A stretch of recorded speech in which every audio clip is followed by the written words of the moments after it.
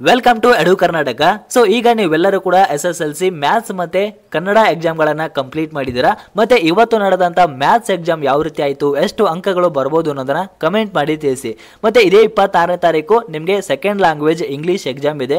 So ಅದರಲ್ಲಿ ಬರುವಂತ important ಆಗಿರುವಂತಹ 4 ಮಾರ್ಕ್ಸ್ಗಳು ಯಾವ್ಯಾವ ಪಿಕ್ಸ್ ನಿಮ್ಮ ಎಕ್ಸಾಮ್ಸ್ಗಳಿಗೆ ಬರುತ್ತೆ, ಏನೆಲ್ಲ ನೀವು ಸ್ಟಡಿ ಮಾಡಬೇಕು ಅನ್ನೋದನ್ನ ಈ ಒಂದು ವಿಡಿಯೋದಲ್ಲಿ ನೋಡೋಣ.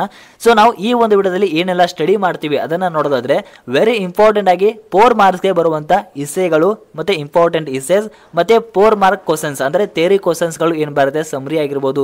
4 ಮಾರ್ಕ್ಸ್ ಗೆ ಯಾವೆಲ್ಲ ಥಿಯರಿ ಕ್ವಶನ್ಸ್ ಗಳನ್ನ ಕೇಳ್ತಾರೆ ಸೊ ಅದನ್ನ ಸ್ಟಡಿ ಮಾಡೋಣ. ಮತ್ತೆ ಇದಾದ್ಮೇಲೆ ಕೋಟ್ ಫ್ರಾಮ್ ಮೆಮೊರಿ ಅಂದ್ರೆ ಪೋಯಮ್ಸ್ ನ ಕಂಪ್ಲೀಟ್ ಮಾಡೋದಕ್ಕೆ ನಿಮಗೆ ಕೊಟ್ಟಿರ್ತಾರೆ. ಸೊ ಅದು ಯಾವೆಲ್ಲ ನಿಮಗೆ ಎಕ್ಸಾಮ್ಸ್ ಗಳಿಗೆ ಬರುತ್ತೆ ಅದನ್ನ ಎಲ್ಲಾನು ಕೂಡ ಸೊ ನೋಡೋಣ. ಸೊ ಇಲ್ಲಿ ಮೊದಲೇದಾಗಿ ಇಂಪಾರ್ಟೆಂಟ್ 4 ಮಾರ್ಕ್ಸ್ ಇಸೇಸ್ ಸೊ ಯಾವೆಲ್ಲ ಬರುತ್ತೆ ಅಂತ ನೋಡೋದಾದ್ರೆ so ban of plastic, environmental pollution, social evils, air pollution, internet, importance of games, need of moral education, importance of yoga, dengue a portal disease, importance of trees, Chandrayaan 3, save forest and save life, water pollution. So ಈ ಒಂದು ಎಲ್ಲ ಎಸ್ಸೆಗಳು ನಿಮಗೆ ಎಕ್ಸಾಮ್ಗಳಿಗೆ ಬರುವಂಥ chances ಇರುತ್ತೆ. ಪ್ರತಿಯೊಬ್ಬರು ಕೂಡ ಇದಕ್ಕೆ ಎಲ್ಲರೂ ಕೂಡ ನೋಟ್ಸ್ನ ಕಂಪ್ಲೀಟ್ ಮಾಡಿ, ಅಂದರೆ ಇದಕ್ಕೆ ಇಸೆ ಏನಿರುತ್ತೆ ಸೊ ಇದಕ್ಕೆ ಆನ್ಸರ್ನ ಆಲ್ರೆಡಿ ಸೊ ನೀವೇನಾದರೂ ಪ್ರಿಪೇರ್ ಆಗಿದ್ರೆ ತುಂಬ ಒಳ್ಳೆಯದು. ಸೊ ಇಲ್ಲ ಅಂತ ಹೇಳಿದ್ರೆ ಈ ಒಂದು ಎಲ್ಲ ಇಸೆಗಳಿಗೆ ಸೊ ನೀವು ಒಂದ್ಸಲಿ ನೋಡ್ಕೊಂಡ್ರೆ ಸಾಕು ಎಕ್ಸಾಮ್ಸ್ಗಳಿಗೆ ಸೊ ನೀವು ಆರಾಮಾಗಿ ಬರೀಬೋದು. ಈ ಒಂದು ಎಲ್ಲ ಇಸೆಗಳು ತುಂಬ ಇಂಪಾರ್ಟೆಂಟ್ ಆಗಿರುತ್ತೆ.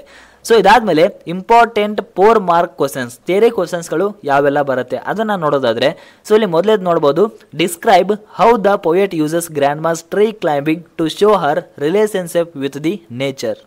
ತುಂಬಾ ಅಂದ್ರೆ ತುಂಬಾ ಇಂಪಾರ್ಟೆಂಟ್ ಕ್ವಶನ್ ಅಂತಾನೆ ಹೇಳ್ಬೋದು. ಸೊ ಇದಕ್ಕೆ ನಿಮಗೆ ಅಕ್ಯುರೇಟ್ ಆನ್ಸರ್ ಬರೀಲಿಲ್ಲ ಅಂದ್ರೂ ಕೂಡ ನೀವು ಸಮರಿ ಬರೆದ್ರೂ ಕೂಡ ಮಾರ್ಕ್ಸ್ ಕೊಡುವಂತ ಚಾನ್ಸ್ ಇರುತ್ತೆ. ಸೊ ಸಮರಿ ಬರೆದ್ರೂ ಕೂಡ ನೀವು ನಡೆಯುತ್ತೆ. ಸೊ ಎರಡನೇ question, summarise the emotions displayed in the poem ballad of the tempest in your own words. ಇದು ಕೂಡ ತುಂಬಾ ಇಂಪಾರ್ಟೆಂಟ್ ಆಗಿರುತ್ತೆ. ಸೊ ಮೂರನೇ question, how does the poet wish to praise the mother India in the poem of song of India. So ಇಲ್ಲಿ song of India ಆಗಿರ್ಬೋದು, I am the land ಆಗಿರ್ಬೋದು, ಮತ್ತೆ ballad of the tempest ಏನಿದೆ ಮತ್ತೆ ಇದು ಮತ್ತೆ grand mass tree ಏನಿದೆ ತುಂಬ ಅಂದರೆ ತುಂಬ ಇಂಪಾರ್ಟೆಂಟ್ ಪೋಯಮ್ಸ್ ಆಗಿರುತ್ತೆ. ಪ್ರತಿಯೊಬ್ಬರು ಕೂಡ ಈ ಒಂದು ಎಲ್ಲ ಪದ್ಯಗಳ ಅಂದರೆ ಪೋಯಮ್ಸ್ಗಳ ಸಮರಿ ನಿಮಗೆ ಬರ್ತಾ ಇರಬೇಕು. ತುಂಬ ಅಂದರೆ ಇಂಪಾರ್ಟೆಂಟ್ ಆಗಿರುತ್ತೆ. ಸೊ ಇದಾದಮೇಲೆ ಇಲ್ಲಿ the behaviour of Ruskin bonds grand mother was ಅನ್ಯೂಸ್ವಲ್ explain. ಇದು ಕೂಡ 4 ಅಂಕಕ್ಕೆ ನಿಮಗೆ ಬರುತ್ತೆ. ಸೊ ಕಂಪ್ಲೀಟ್ ಆಗಿ ಸ್ಟಡಿ ಮಾಡಿ. 5ನೇ ಕ್ವಶನ್ ನೋಡೋದಾದ್ರೆ describe the physical appearance of the jazz player. 6ನೇ question, how did the sailors regain their confidence to overcome a great peril in the ballad of the tempest. 7ನೇ question, how did the grandma get her wish of living in the tree house fulfilled. ಇದು ಕೂಡ ತುಂಬ important ಆಗಿರುತ್ತೆ. ಅಂದರೆ ಇಲ್ಲಿ 4 ಅಂಕಕ್ಕೆ ಇದೆ ಅಂದರೆ grand mass ಟ್ರೀಲಿ ಇದೇ ಕ್ವಶನ್ಸ್ಗಳು ರಿಪೀಟ್ ಆಗ್ತಾ ಇದ್ದಾವೆ.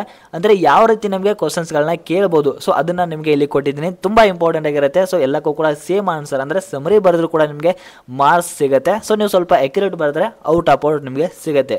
ಸೊ 8ನೇ ಕ್ವಶನ್ ನೋಡ್ಬೋದು, how does the mother earth express her emotions in the poem I am the land ಅಂತೂ ತುಂಬ ಇಂಪಾರ್ಟೆಂಟ್ ಆಗಿರುತ್ತೆ, ಸ್ಟಡಿ ಮಾಡಿ. ಸೊ 9ನೇ question, the sailors regained their confidence to overcome the dangerous storm in the poem ballad of tempest.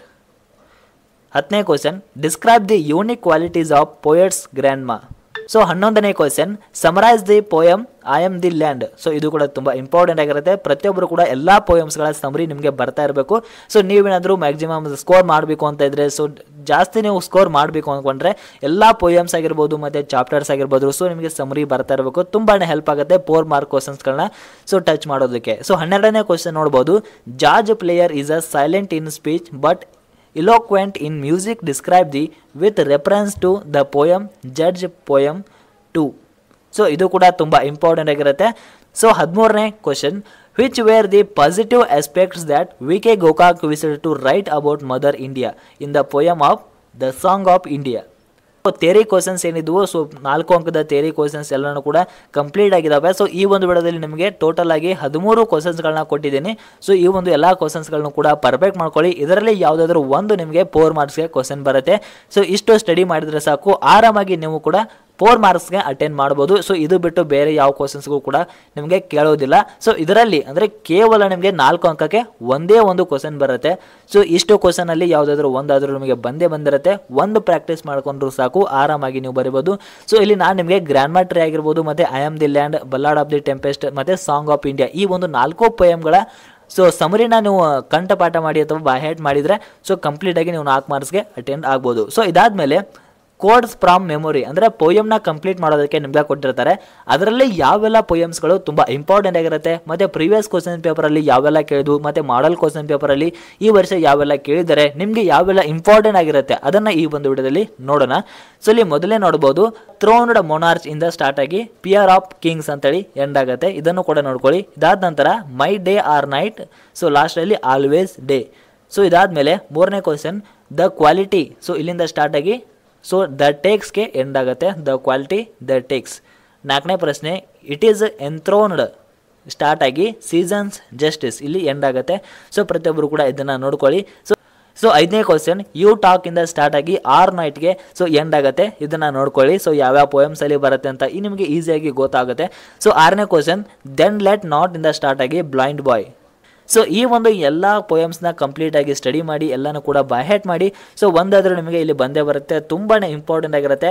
ನೀವೇನಾದರೂ ಪ್ರತಿಯೊಂದು 4 ಅಂಕದ ಪ್ರಶ್ನೆಗಳನ್ನು reach ಮಾಡಬೇಕು ಅಂದರೆ ಸೊ ಅದನ್ನು ಕಂಪ್ಲೀಟಾಗಿ ಎಲ್ಲ ಆನ್ಸರ್ಗಳು ಕೂಡ ಅಂದರೆ ಕಂಪ್ಲೀಟ್ ಮಾರ್ಕ್ಸ್ ನಿಮಗೆ ಬೇಕು ಅಂದರೆ ಈ ಎಲ್ಲ ಪೋಯಮ್ಸ್ಗಳನ್ನು ಕೂಡ ಸೊ ಕಂಠಪಾಠ ನೀವು ಮಾಡಲೇಬೇಕಾಗತ್ತೆ. ಸೊ ಮತ್ತೆ ನಿಮಗೆ ಇದೇ ರೀತಿ ಕ್ವಶನ್ ಪೇಪರ್ ಆಗಿರ್ಬೋದು, ಮಾಡಲ್ ಕ್ವಶನ್ ಪೇಪರ್ ಆಗಿರ್ಬೋದು, ಇದೇ ರೀತಿ ಇಂಪಾರ್ಟೆಂಟ್ 2 ಮಾರ್ಕ್ 3 ಮಾರ್ಕ್ ಕ್ವಶನ್ಸ್ಗಳು ಎಲ್ಲನೂ ಕೂಡ ಬೇಕು ಅಂತ ಹೇಳಿದ್ರೆ ಪ್ರತಿಯೊಬ್ಬರು ಕೂಡ ಈ ಒಂದು ಚಾನಲ್ಗೆ ಸಬ್ಸ್ಕ್ರೈಬ್ ಮಾಡಿಕೊಂಡು ಈ ಒಂದು ವಿಡಿಯೋನ ಎಲ್ಲ ನಿಮ್ಮ SSLC ವಿದ್ಯಾರ್ಥಿಗಳಿಗೆ ಶೇರ್ ಮಾಡಿ, ಅವರಿಗೂ ಕೂಡ ಹೆಲ್ಪ್ ಆಗಲಿ. ಧನ್ಯವಾದಗಳು ಫ್ರಮ್ ಎಡು ಕರ್ನಾಟಕ.